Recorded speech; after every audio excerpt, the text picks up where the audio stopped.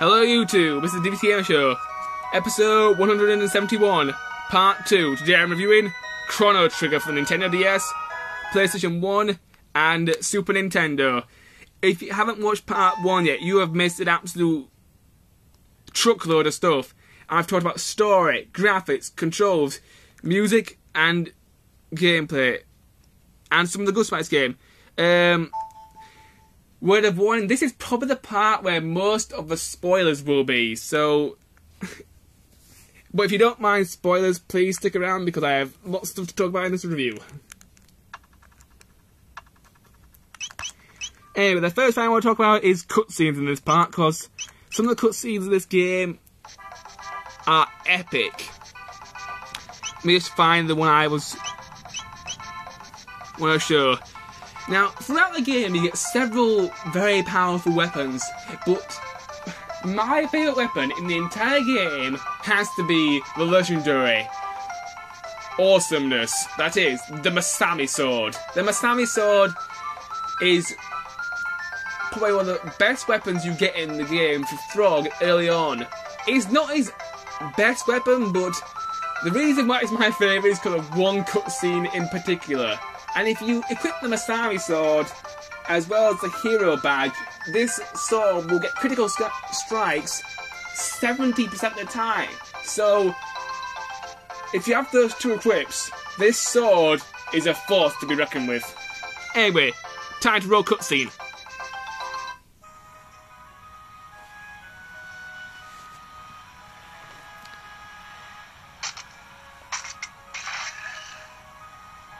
Oh yeah. This is Frog. He's one of my favorite. He's probably my favorite character in the game because I just think he looks badass. Holds up to the sky. The guy with the red hair is Chrono. This reminds me of the Program Advance in the Mega Man anime. Mega Man NT Warrior anime to be precise.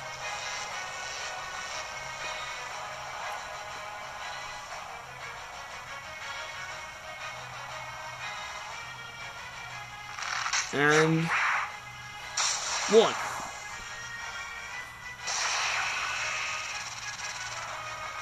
Yeah, the Masami is so powerful and so awesome, even mountains bow down to it. Yeah. I think even Chrono's impressed with that one. His sword can't do that. So yeah, the quality of the cutscenes in this game are amazing. I really, really liked him. The next thing YouTube I want to talk about is characters now. There are lots of characters in this game, so let me just bring up the menu and I will talk about each one individually. This could take a while, because there are 7 of them in all. Okay, let's begin with the main protagonist, Chrono himself, which is the guy with the red hair.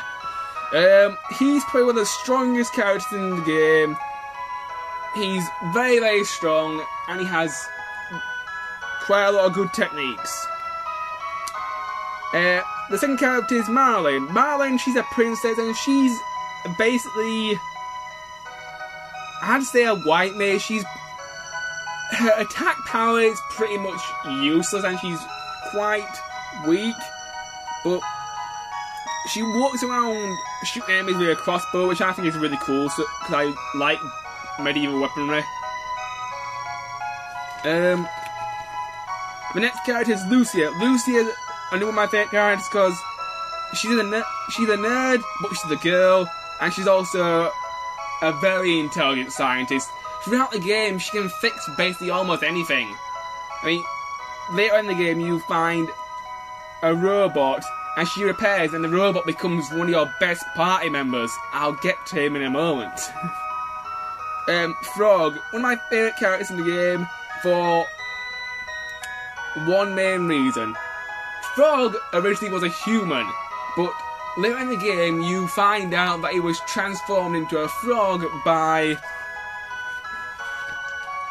a character who does not appear in the instruction book, but this character is a very bad guy, but later in the game he does turn good. I think his name starts at M. I think it's like Magus or something like that.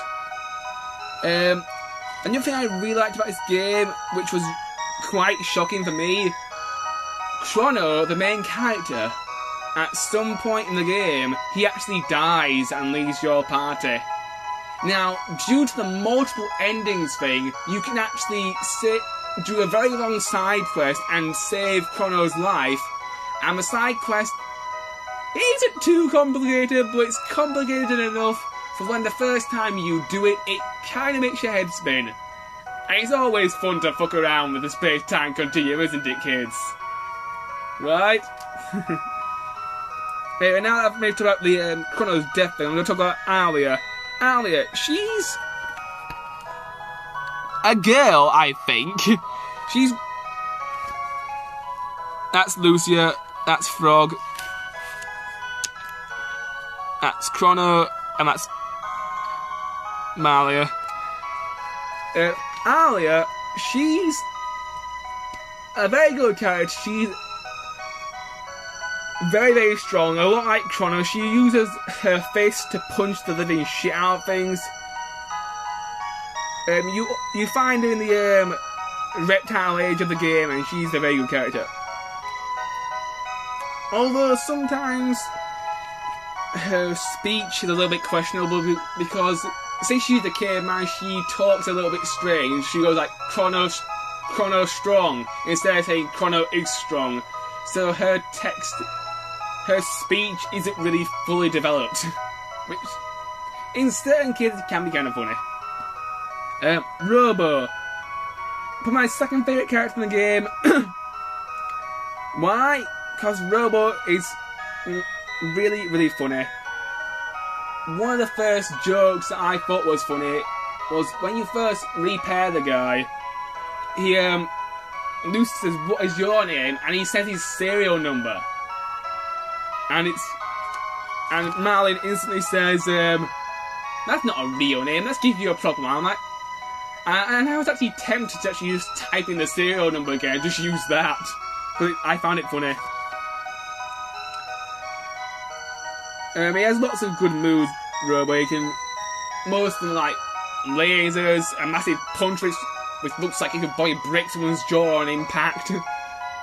Robot tackle. Loads of cool stuff. So that's the characters. Throughout the game, you do get certain, excuse me, vehicles or animals to ride on. At one point in the game, you do get to ride a dinosaur, which is a pterodactyl. That was pretty cool for me. But the thing that you'll be using the most is a ship called the Equipouch, or the Epouch. It's a little bit difficult for me to pronounce, but I'll just do it Epouch. The Epouch is a time machine which allows you to get to certain points in the game a little bit easier. And quite later on in the game, in the final 2 chapters, the Epouch also gains the ability to fly, so you can use it as a full time-travelling airship sort of thing, which is good. Okay, the next thing I want to talk about YouTube is the extra menu. The extra menu is one of my most favourite things in this game because of how many things it gives you to look at after you beat the game and after you unlock more stuff. I mean, a lot of people say this game hasn't got that much content, but if you play the DS version and the PlayStation version, and if you do side quests and unlock the special endings, you can unlock quite a lot of cool content and a lot of cool stuff. The first thing is the theatre where you can watch all the cutscenes again. I've unlocked 9 of them so far. There's 1 missing. The last one I think I get after I get all the endings, so it'd be interesting to see what that is.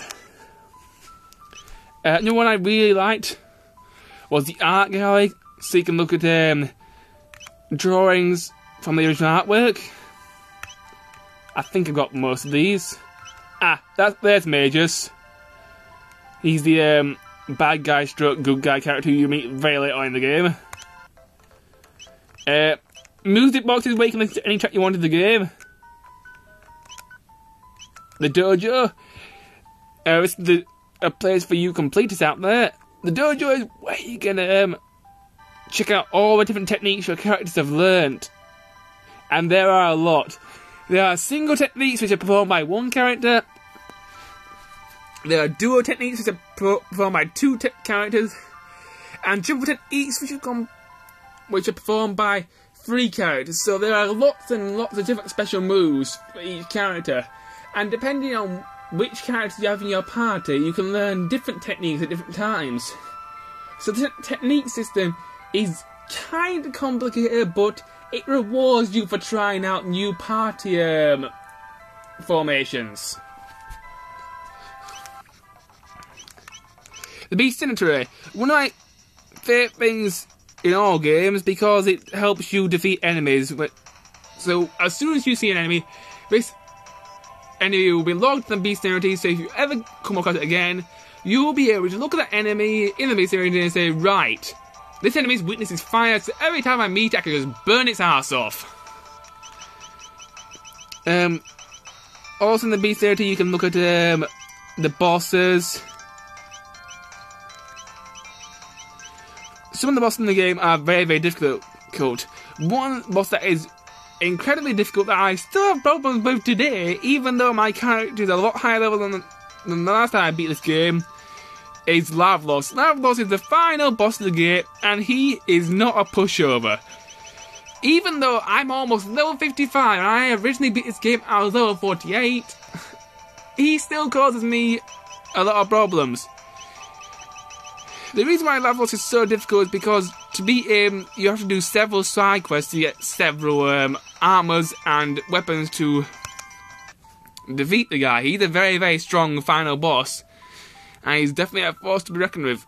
The Beast Cemetery is also a new thing for you completionists out there if you want to find all the enemies.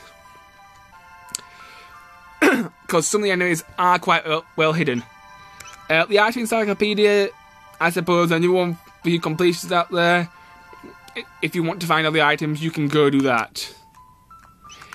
The ending log is probably the one that I've worked on most these past few months. I've been replaying the game and unlocking the endings. You don't have to beat the game 12 times to unlock all the endings. All you need to do is save just before you talk to the bucket at the end of the time, and then defeat Lavlos as all 3 forms. The game will show the ending, and then the game will save the ending that you've collected, and it'll teleport you back to the save point just before you beat Lavlos. So the ending will be logged. So it's quite good that you don't have to beat the game 13 times, because that would take forever. So I really like that feature that Squaresoft put in. At least they thought about this endings thing.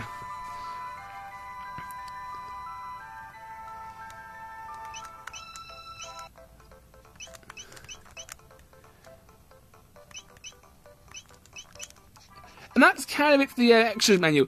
There's also one extras thing I want to talk about, but it's one that I haven't really done, but I can talk about it briefly, I suppose. There's also a side quest in the game which involves picking a monster, and you can trade this monster up and enter it in tournaments. It's kind of like Pokemon, but personally, I'm not too bothered about it, so I probably won't do that side quest. Anyway, YouTube, I've run out of time, so in the next part, I will hopefully finish off the review. Until then, bye.